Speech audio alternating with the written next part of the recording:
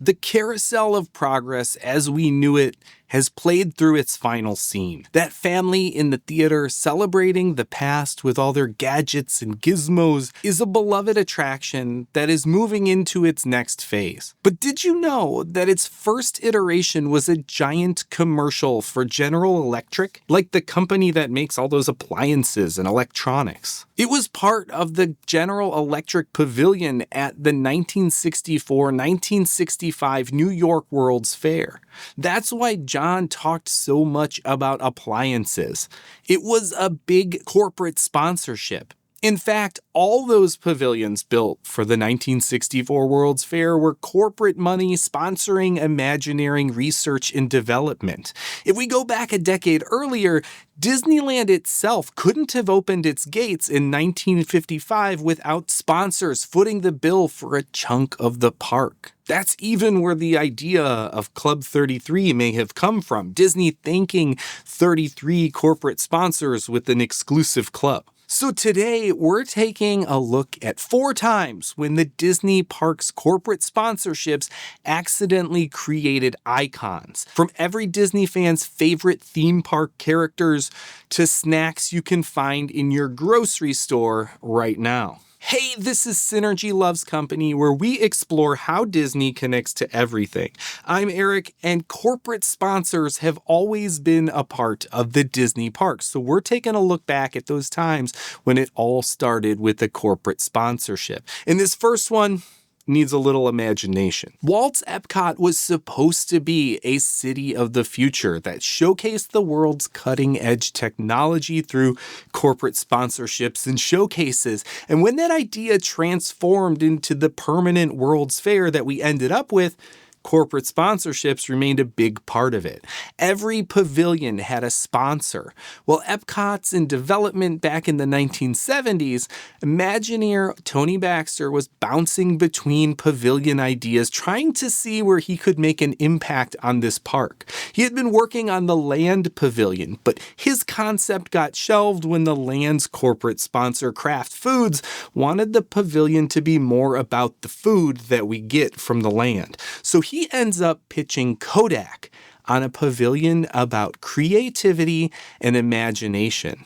Kodak loves it, and they're all in. So to make it happen, he needs a concept, and instead of working from scratch, he goes back to his shelf of ideas. Years earlier, he had been developing a Disneyland expansion called Discovery Bay that never got built.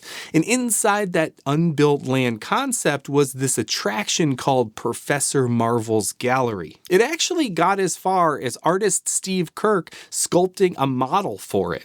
The story is that Kirk looked at the art, thought that Professor Marvel needed something to hold in his hand, so Kirk gave him a tiny dragon, just Professor Marvel's little unnamed pet, an accessory. Tony Baxter brought that Professor Marvel concept over to Kodak for the imagination pitch with the model and everything, and during that meeting, Kodak's executives looked at Kirk's little sculpture and they loved that little dragon. They thought he was the star of the whole concept. Tony Baxter hadn't even planned on the dragon being anything more than just like a detail. But he said, yeah, that's right, the dragon is the whole star of the show. Now all of a sudden, this little dragon has main character energy. But there was still one problem they had. The little dragon was green because, dragons tend to be green, but Kodak hates green because green is their rival Fujifilm's color. So the dragon could not be green. It got a whole makeover and its colors became purple because we never saw a purple dragon before. That's pretty imaginative. And a purple dragon would look great in a Kodak yellow sweater with some red stripes. Now, this random pet that got upgraded to main character and color switch didn't actually have a name originally, but Tony Baxter was watching a rerun of Magnum P.I., and in the episode, a character hears a strange sound in his yard, and it's a goat. But Magnum gets told it's just a figment of his imagination, and he snapbacks that figments don't eat rare tropical flowers. And when Tony Baxter heard that word, he had the name Figment. And when Figment's attraction, Journey into Imagination, opened in Epcot, it had this kind of a strange rule. At the time, classic Disney characters like Mickey and Minnie and the gang were not allowed inside of Epcot in those early years.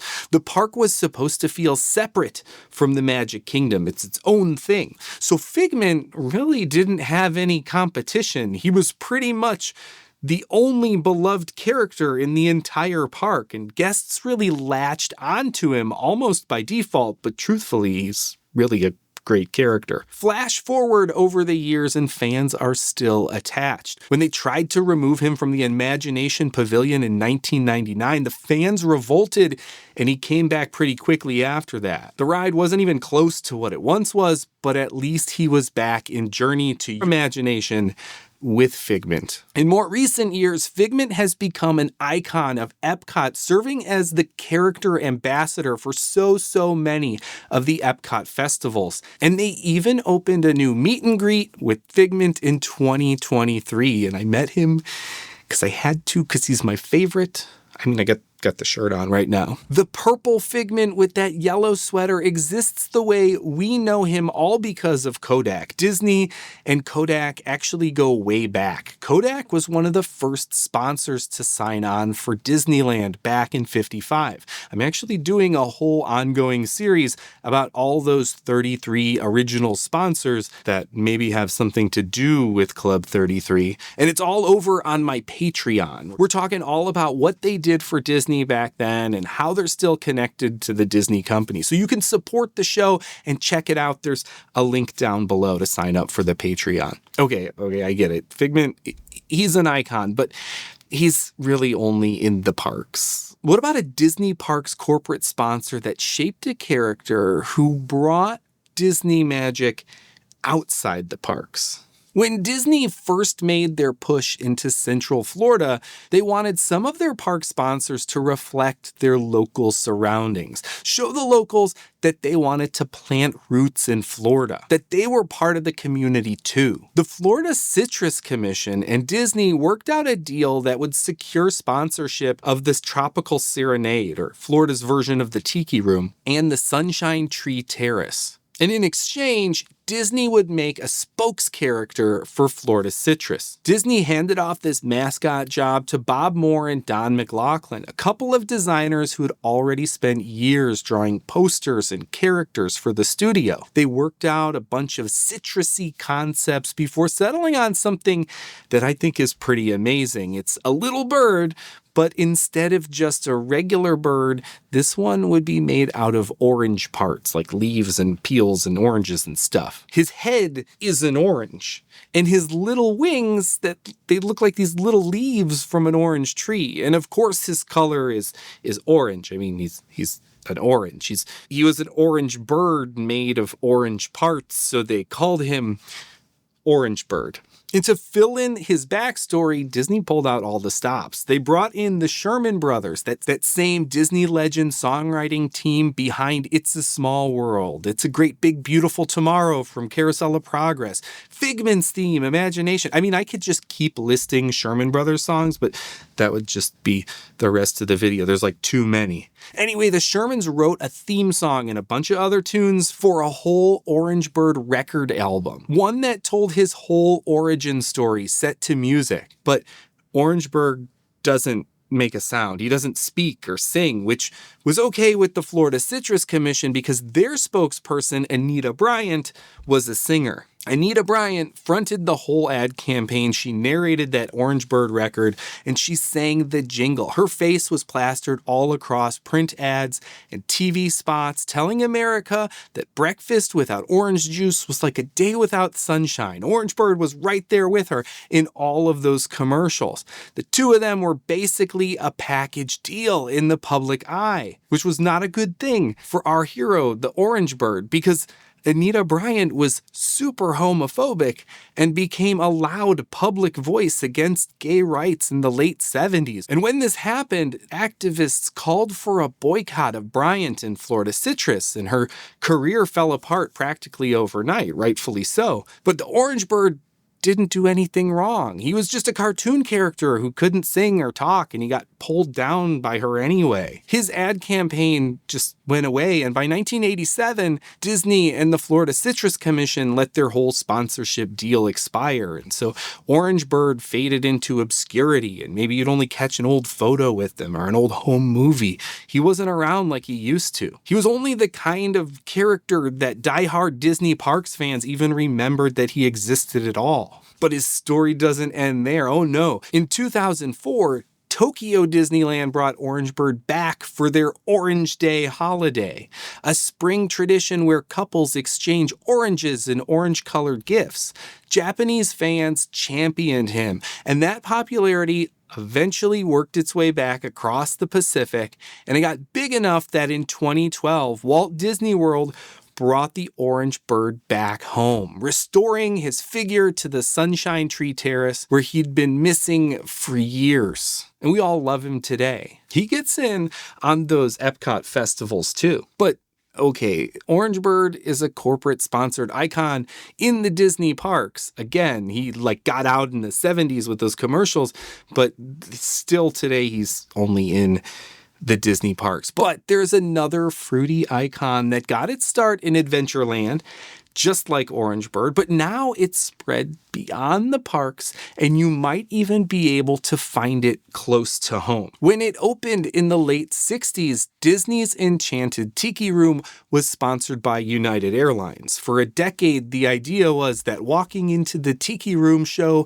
felt like stepping off a plane in Hawaii. But in 1976, United walked away. It didn't make that much sense, and Dole stepped in instead. That makes a lot of sense. Dole and pineapples had been linked together since the company started in Hawaii back in 1901, so the Tiki Room sponsored by Dole didn't need any explaining. It was a better fit than United. With the sponsorship, Dole started serving their products around the attraction, and over at Walt Disney World's version, the Tropical Serenade, Orange Bird's old stomping grounds, Dole tried something simple, vanilla soft serve topped with pineapple chunks. It was great in Disneyland, but that's another story for Walt Disney World. Orlando, if you haven't noticed, can be brutally hot and humid for most of the year, and that ice cream just did not seem to hold up in that heat. It melted into a mess before the guests even finished it. So Dole took it as a challenge. They handed the problem to a food scientist named Kathy Westfall working out of the Dole Technical Center in San Jose. She got tasked with building something that looked and tasted like soft serve, but something that could survive Florida's climate without immediately melting. Even better would be if it were dairy-free and put pineapple as the star instead of just the add-on topping. That is actually a harder food science problem than it sounds, because most of what makes soft serve feel smooth and creamy comes from the dairy that she wasn't allowed to use. But she did it. And in 1984, at the Aloha Isle in Walt Disney World, Dole Whip, an airy whipped pineapple treat that better held its shape in the Florida heat, debuted. Then Disneyland began selling it at the Tiki Juice Bar. Nobody at Dole really expected much from it. The company didn't really push it. They would really only sell it at the Disney parks, and they could sell it at the Dole Plantation in Hawaii, but that's kind of it. But because they didn't widely release it, Dole Whip became exclusive. People associated it with Disney because you could pretty much only get it at the Disney parks. Dole Whip lines became just as much of a part of Adventureland as the attractions, and it developed a cult following that grew and boomed into a widespread devotion with the rise of the internet and Instagram food pics. New flavors started popping up, merchandise followed, shirts and pins, plush toys, even mouse ears shaped like a swirl of Dole Whip. Local ice cream shops around the United States started asking Dole for distribution or trying to make their own versions of it, and it started to seep out of the parks. And finally, in 2023, Dole put Dole Whip on actual supermarket shelves, and you can probably find a local ice cream shop that offers Dole Whip in your town today. It's not a Disney exclusive thing anymore. It's just a cool treat for a hot day, one that happens to have this whole hidden history behind it, some Disney history. But there is another snack that started at the Disney parks that's got zero Disney association left in it at all. Something you've probably even eaten recently without considering the fact that it originally came from Disneyland. Back in the early 1960s, Disneyland had a restaurant in Frontierland called Casa de Fritos, sponsored by Frito-Lay, one of those original 33 sponsors. It served up tacos and enchiladas in Frontierland right next to the mine train through Nature's Wonderland.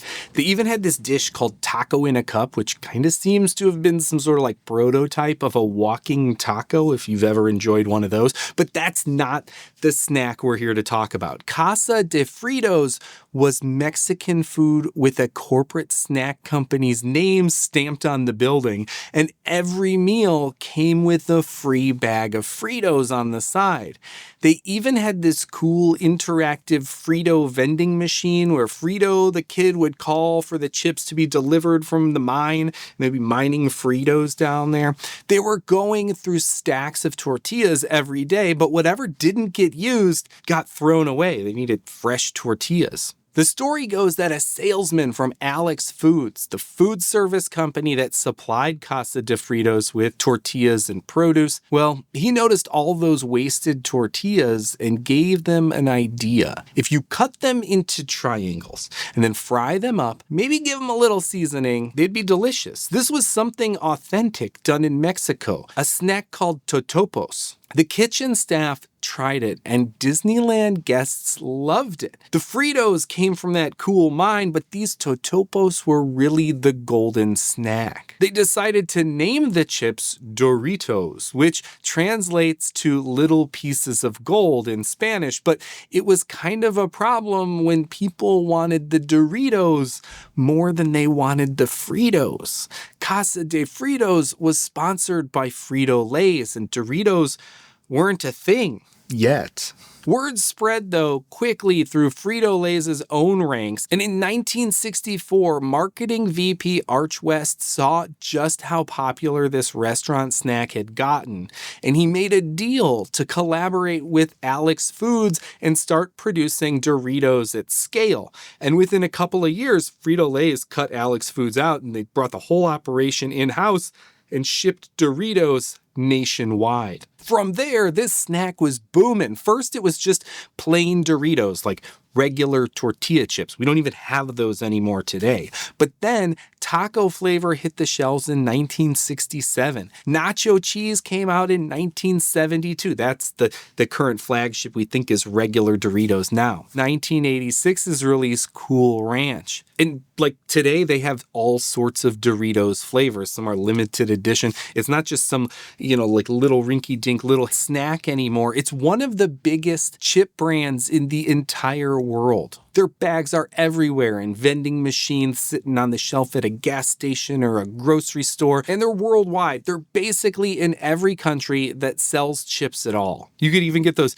Doritos Locos Tacos at Taco Bell. I love those things. So this one, Doritos, it hits differently than Figment and Orange Bird and even the Dole Whip. There are tons of people all over the world eating a bag of their favorite flavor of Doritos right now that have never even been to Disneyland. They have no clue that their favorite chips started as like the garbage, like tortilla scraps that almost got thrown away. Gotta love those little pieces of gold. So there we go. We have 4 sponsorships, all built to sell something completely different than what they actually left behind. Kodak wanted people thinking about film. The Florida Citrus Commission wanted people to drink more orange juice. Dole had that pineapple sales goal. And And Frito-Lay just wanted a restaurant that could turn a profit and get people to think about Fritos. None of them knew they were creating something that people would be obsessed with decades later. Sponsorship money and Disney magic coming together to sell one product ended up creating something bigger than the product itself. And I'm sure we could keep coming up with more. Maybe there's a part 2 of this video. Are there any other Disney corporate sponsorships that made something new and exciting beyond the parks? Let me know what you could come up with in the comments. I like talking about all these sponsorships. Last time we took a look at Disney and McDonald's. Did you catch that one? Next, I think we're gonna go and do something similar. We're gonna dive into the original Disneyland sponsors and take a look at 2 of them. Coke and Pepsi. Yep, the Cola Wars were real at Disneyland back in 1955. And that video is actually part of a series that I'm doing on Patreon where you could probably go and watch it now because it's up there early. But if you're going to wait for it to come down this regular YouTube feed, make sure you're subscribed here on YouTube so you don't miss when it drops. Until then, you can watch that McDonald's one next. And thanks for joining me on this look into Figment and Orange Bird, Dole Whip, and Doritos. And remember that the Disney magic isn't just in the parks, it's all around us. So keep discovering the magic in everything.